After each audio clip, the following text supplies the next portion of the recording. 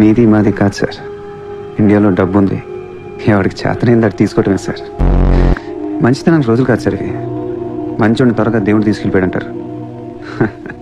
తీసుకెళ్ళిపోవడం కాదు సార్, ఇక్కడ ఉన్న వాళ్ళందరూ కలిపి పైకి పంపించేస్తారని.